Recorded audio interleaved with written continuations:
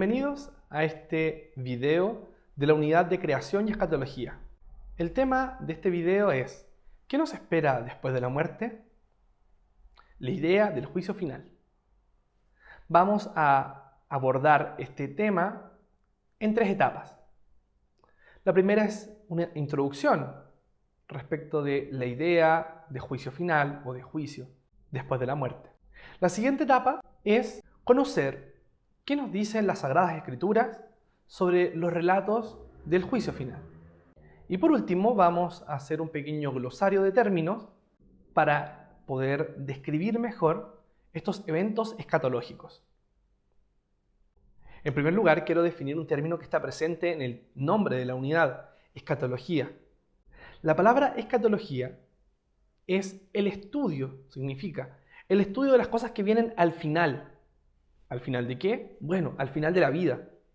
La escatología estudia el evento de la muerte, del juicio final, del purgatorio, de la resurrección, del cielo y del infierno. Estudia las cosas del final de la vida. Así como las unidades de los años anteriores abordaron elementos de la creación, en este punto ya empezamos a analizar los elementos del final de la vida. Vamos entonces con la primera etapa del tema de este día. Forma parte de la cultura occidental, principalmente cristiana, la idea del juicio final.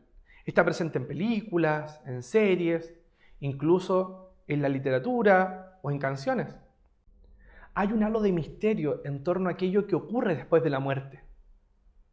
La muerte ciertamente es un evento definitivo. Marca el desenlace de la existencia. Algunos lo experimentan con tranquilidad, otros con temor o con duda. De cualquier manera, genera una respuesta, al menos emocional, en la persona que se encuentra próxima a la muerte. Para nadie la muerte es algo indiferente. ¿De dónde viene esta idea de juicio final? Ciertamente hay un misterio. Nadie ha muerto y ha regresado de la muerte para decirnos qué es lo que hay, salvo Jesús, quien no nos describe el proceso del juicio final después de su resurrección. Algo dijo mientras estaba en vida. Nadie, por lo tanto, ha vuelto a definirnos, a explicarnos cómo va a ser ese evento. En todas las culturas, no obstante, hay creencias en torno a lo que ocurre después de la muerte, ya sean los egipcios, ya sean los vikingos, el pueblo mapuche, la cultura yaguita. Muchas civilizaciones han intentado explicar, muchas culturas a lo largo y ancho del mundo han intentado explicar, tratar de entender qué es lo que hay más allá. Por ese mismo motivo, en muchas de estas culturas se enterraba a la persona que había fallecido con sus objetos de guerra, con objetos ceremoniales, porque se pensaba que esta persona iba a utilizar esos elementos una vez que entrara al otro mundo. O se incineraban sus cuerpos, esperando que al deshacerse formaran parte de una nueva creación. Sea como sea, hay un misterio en torno a esto que viene después de la muerte. El relato bíblico, pasando a la segunda etapa de este tema, nos da algunas imágenes, algunas aproximaciones, no como definiciones filosóficas, no como definiciones de una enciclopedia, sino algunos relatos que intentan iluminar la experiencia de lo que pasaría después de nuestra muerte. Hay un capítulo particularmente provechoso para estudiar este tema, que es Mateo 25. En Mateo 25 se encuentran varios relatos, unos detrás de otros, que nos intentan transmitir esta imagen de un juicio al final del tiempo, al final de nuestra vida. Voy a utilizar dos imágenes sobre el juicio final. La primera es la imagen de un rey que se sienta en su trono a juzgar a las naciones, a los pueblos, a toda la humanidad. Y separa a esta humanidad en dos grupos, unos a su derecha y otros a su izquierda.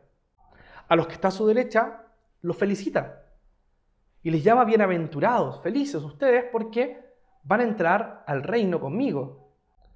Y les señala: porque tuve hambre y me dieron de comer, Tuve sed y me dieron de beber, estuve desnudo y me vistieron, estuve enfermo y me fueron a visitar, estuve en la cárcel y allí estuvieron también conmigo.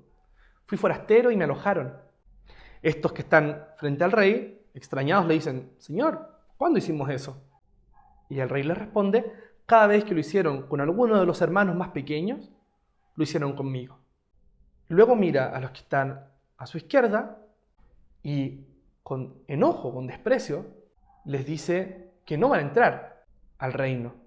Y utilizando los mismos ejemplos que utilizó con el primer grupo, les dice, porque tuve hambre y no me dieron de comer, tuve sed y no me dieron de beber, y así sucesivamente. Estos le dicen, Señor, ¿y cuándo te vimos en esas condiciones y no te ayudamos? Y él le responde, cada vez que no lo hicieron con alguno de los hermanos más pequeños, tampoco lo hicieron conmigo. Este relato es profundamente importante, no solamente para la visión escatológica, sino también para la vida moral. Porque la salvación y el punto de inflexión en este juicio no está dado por la creencia en Dios o no, por la afiliación a una iglesia en particular o no. Está dada esencialmente por la forma en que tratamos a los demás. En este relato de Mateo 25, el énfasis está puesto en la fraternidad. Ambos grupos llaman al rey, le llaman Señor, y probablemente lo reconocen como Señor, pero son sus actos los que los han definido, no la creencia en este Señor. Luego tenemos la imagen de un grupo de jóvenes, de jovencitas, que van a una boda y esperan a que llegue el novio a la casa. Tenemos que entender que en ese contexto no había iluminación en las calles, por lo tanto era muy oscuro estar en la noche al aire libre. Y se preparan con lámparas de aceite. Las prudentes, 5 de ellas, llevan aceite suficiente, incluso más, para poder recargar sus lámparas y esperar al novio con las lámparas encendidas. Y otro grupo no lleva aceite suficiente.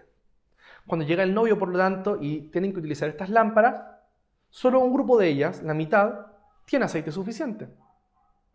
Las otras no, y sus lámparas se apagan. Le piden aceite a estas mujeres más prudentes. Ellas les dicen, no podemos hacerlo. Si les damos el aceite a ustedes, entonces también nos va a faltar a nosotras y todas vamos a quedar fuera. Así entonces, el novio hace pasar solamente aquellas que puede identificar y permite que las prudentes, las que llevaban aceite suficiente, entren y las otras quedan fuera.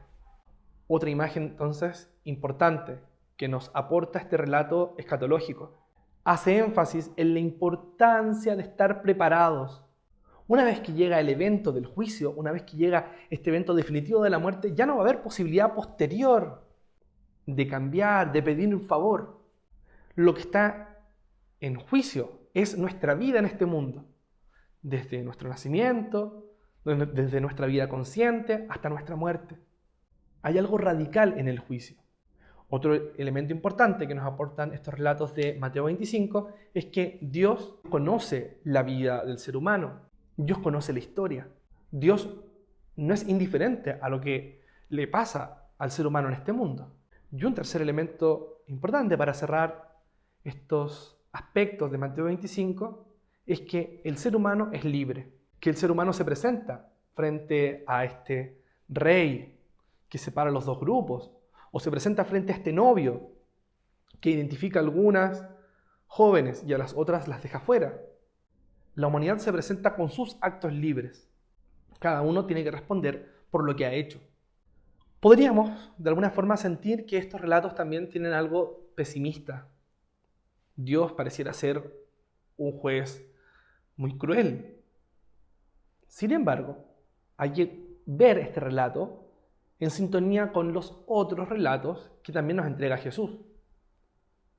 Hay unas promesas que señala Jesús a sus discípulos. En primer lugar, que Dios es un Padre misericordioso y que lo ha enviado Él al mundo para que el mundo se salve, no para que nos condenemos. Por lo tanto, Dios quiere nuestra salvación. Dios no es un juez tramposo que está esperando que caigamos. Es más bien un amigo que nos está animando a que seamos mejores cada día, para que cuando llegue el momento de dar cuentas podamos hacerlo contentos y tranquilos frente a Dios. Otra de las promesas y señales que nos da Jesús respecto de la escatología es que el cielo, el paraíso, es un hogar, es un lugar de encuentro, es una casa con muchas habitaciones, es un lugar donde nos vamos a reencontrar con los demás, con nuestros familiares, con nuestros amigos. Todos seremos hermanos en Cristo, hijos e hijas de Dios. Jesús nos señala que esta nueva vida, ¿no?, es una vida en abundancia. Esta vida que viene en la resurrección, después del juicio final, es algo de lo cual tenemos que estar contentos, esperanzados, confiados en el amor de Dios. Estos son algunos de los datos que nos muestran los textos bíblicos, sobre todo del Nuevo Testamento. San Pablo también tiene algunas definiciones respecto de la escatología que no he querido considerar para los fines de este video, pero sobre los cuales también se puede profundizar. Por último, para ir finalizando este video, quiero ofrecer un pequeño glosario de términos utilizados en escatología, para que cuando los leamos en los documentos referentes a la teología, a la fe católica, podamos entender qué es lo que quieren decir. En primer lugar, la muerte. La muerte se entiende como el fin de nuestra vida corporal, de nuestra vida física en este mundo, pero nuestra alma es inmortal. Por lo tanto, cuando se entiende luego la resurrección, se entiende que esta alma inmortal va a adquirir un cuerpo definitivo, un cuerpo glorioso. Otro término importante es el de la justicia de Dios. Dios es justo, ciertamente lo es, y le entrega a cada uno lo que corresponde. Por lo tanto, Dios sabe también retribuir lo que hemos hecho en este mundo, pero no en este mundo mismo, sino en el siguiente. Dios es generoso con aquellos que han sido buenos y fieles, como lo muestra en Mateo 25, con la imagen de estos dos grupos separados. Por otra parte, también encontramos que hay un castigo para aquellos que no han sido buenos. Hay una justicia. Pero ese castigo no viene dado porque Dios sea malo, sino porque la persona libremente ha elegido ese camino. Respecto del juicio, tenemos que considerar el elemento de la libertad humana. Dios no quiere condenar a nadie. Son las propias personas las que se condenan por sus actos libres. Luego, tenemos que entender que la misericordia prima sobre el juicio. Esta afirmación puede ser un poco confusa, porque si bien tiene que haber un juicio, y lo muestra también el Evangelio, es importante preguntarnos, bueno, ¿pero la misericordia de Dios no es más grande? ¿Dios no nos puede incluso salvar a pesar de que ya hemos pecado? Dios quiere salvarnos, pero tenemos que querer ser salvados, porque Dios respeta profundamente la libertad humana. Si Dios no lo hiciera, entonces ya no seríamos libres frente a Dios y Él terminaría imponiéndose a la fuerza. Y Dios no opera de esa forma. Por lo tanto, la misericordia requiere nuestra apertura interior. Tenemos que querer ser salvados por Dios. A nadie se le obliga la salvación. La salvación siempre es una posibilidad. Y por último, para entender también algunos tópicos sobre la escatología, es el concepto de eternidad. La eternidad es una idea que no cabe en nuestra mente. Nosotros tenemos la idea de algo que puede ser muy largo, excesivamente extenso en el tiempo, pero no podemos entender la idea de eternidad, algo que no tiene principio y que no tiene fin, algo que está sobre el tiempo, que está fuera del tiempo, pero que se manifiesta en el tiempo. Eso es Dios. Dios es eterno. Por lo tanto, no podemos entender la eternidad de Dios, ni tampoco podemos entender la vida eterna que viene después en su concepto de eternidad. Solo podemos aproximarnos a esta idea como un tiempo muy muy largo que no tendrá fin. Muchas gracias por haber visto este video respecto del juicio final. Espero que les vaya muy bien y que Dios les bendiga.